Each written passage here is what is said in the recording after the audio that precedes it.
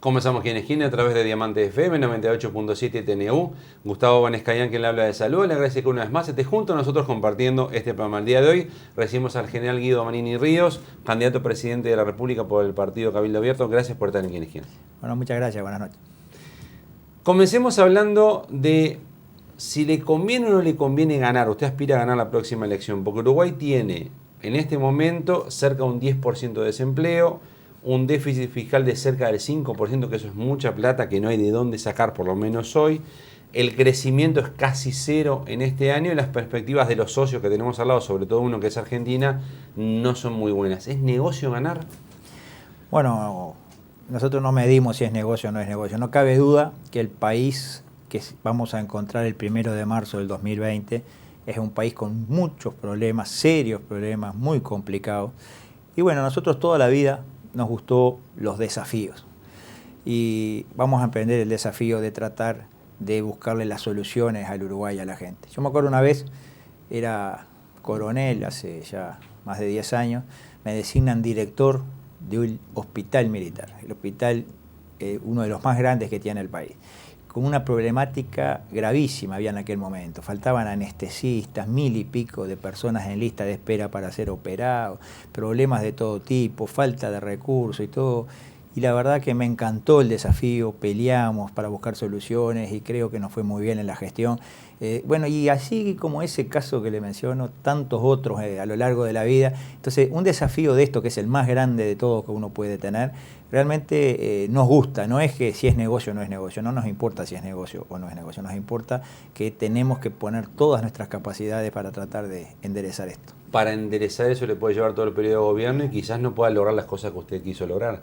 Sí, sí, es probable. Y lo recuerdan o quizás no lo vuelvan a matar diciendo, vino Manini, se nos terminó esto, estamos peor que antes, y nadie reconozca quizás que usted arregló cosas. Y bueno, pero las políticas no se pueden hacer pensando en 5 años, hay que pensar el Uruguay de los próximos 20, 30 años, y hay que tomar medidas que a veces pueden no ser tan aplaudidas en el primer instante, pero que con el tiempo se van a ver que realmente era lo que el país necesitaba. Nosotros tenemos que pensar el país a largo plazo.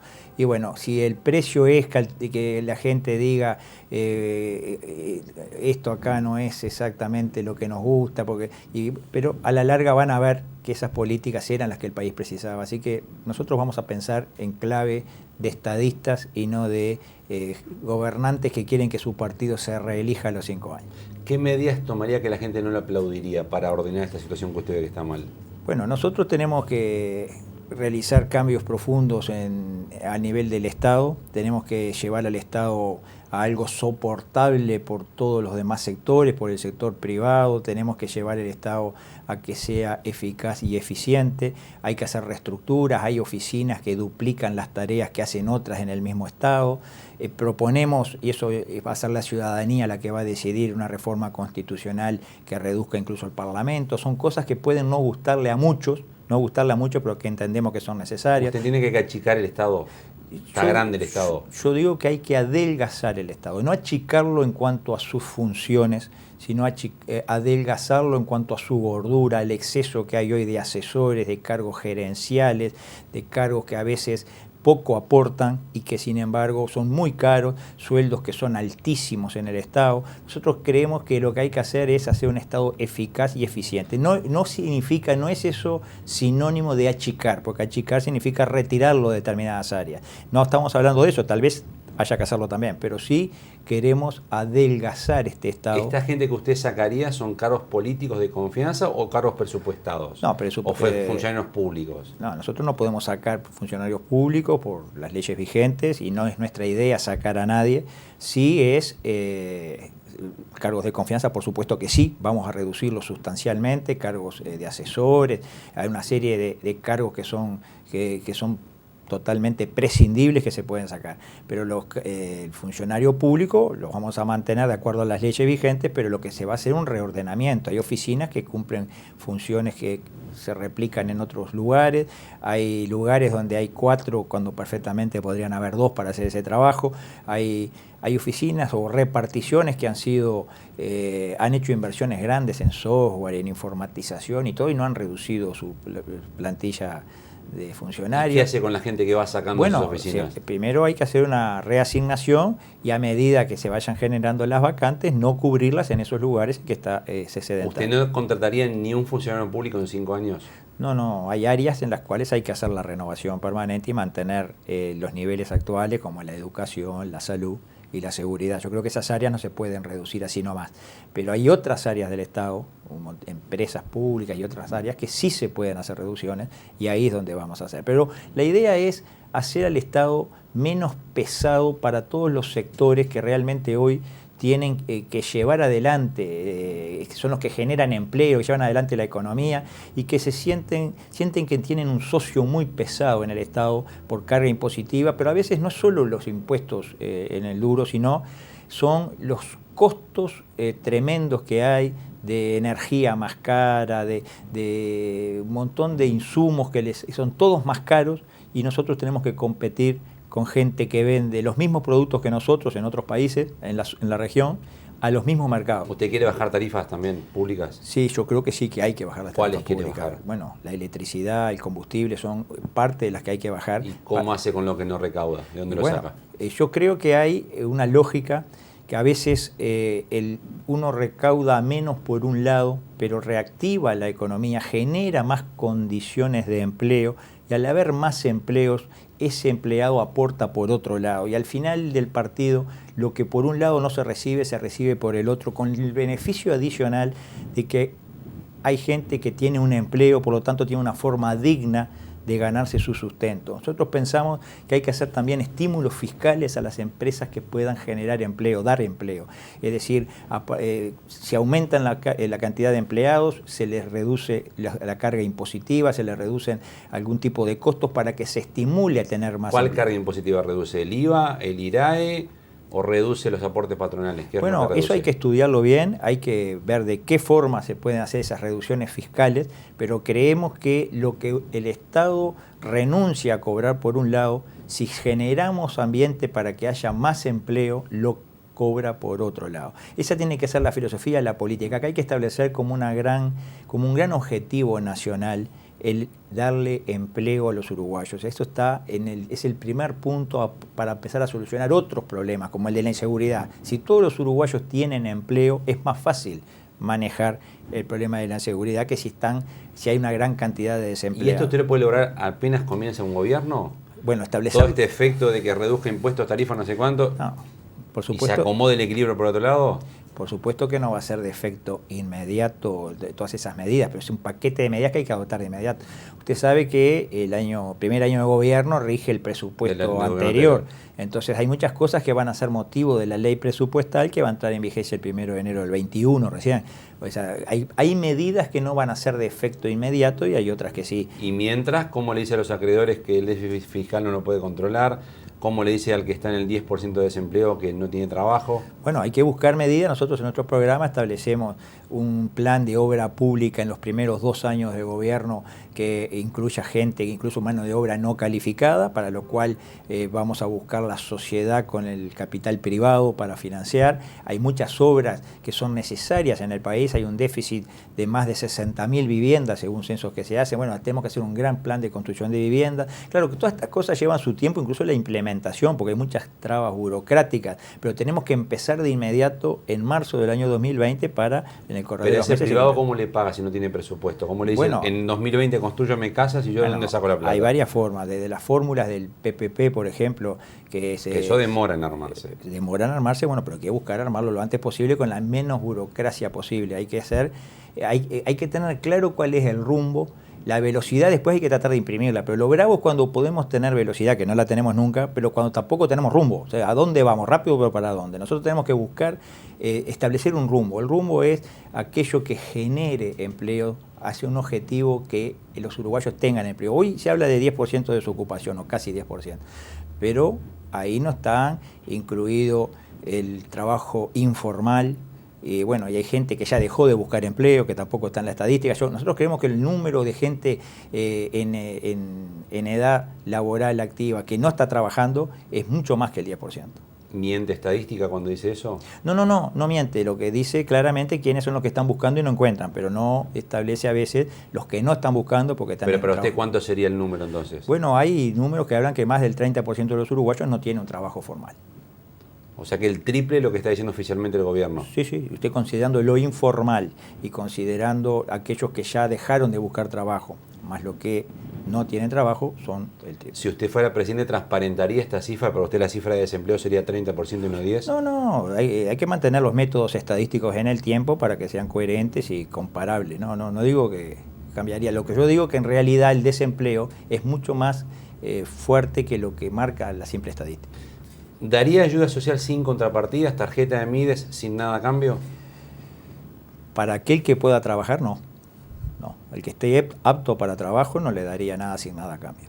Lo haría trabajar. Pero volvemos al principio, hay que generar los puestos de trabajo. ¿Pero haría trabajar en cosas públicas? Por ejemplo, esta construcción que usted dice de viviendas. ¿Sí? ¿Lo haría trabajar ahí? Con la financiación adecuada, como hablamos con los capitales privados, pero sí, yo creo que hay que darle la oportunidad de trabajo a todos y no dar limosnas del Estado a quien pueda por sí mismo trabajar y salir adelante. Por supuesto que sabemos que hay muchas emergencias reales, sociales, que va a haber que mantener la asistencia y nosotros las vamos a mantener, incluso vamos a tratar de mejorarlas en lo posible, pero no darle a quien realmente está apto para el trabajo.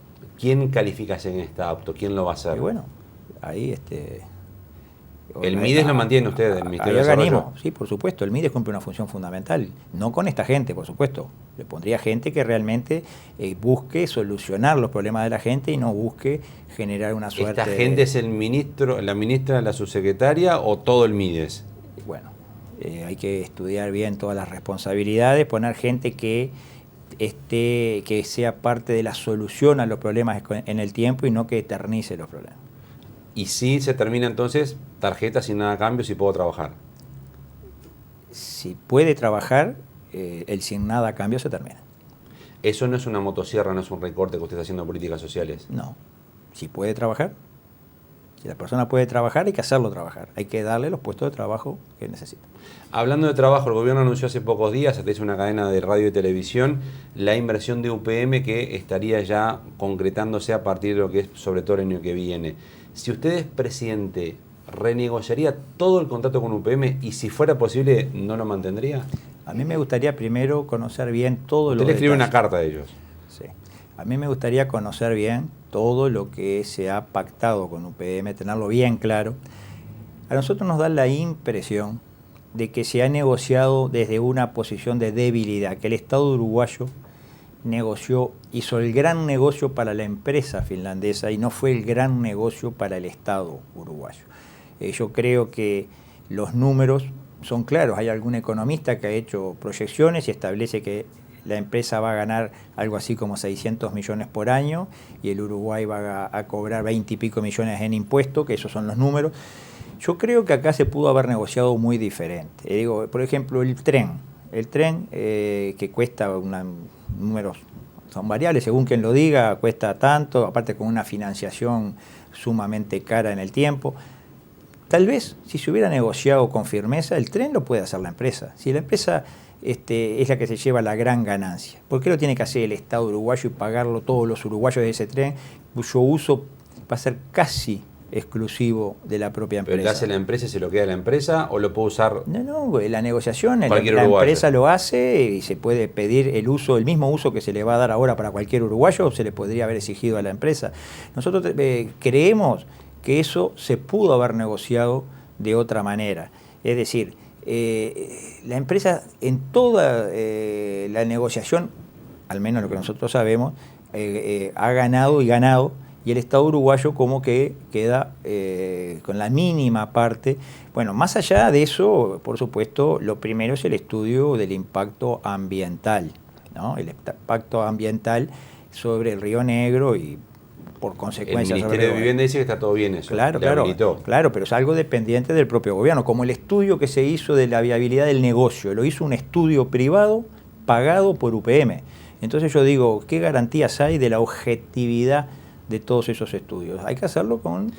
O sea, si por usted tuviera alguna posibilidad de no seguir con esto adelante, para parar todo y revisarlo, lo haría.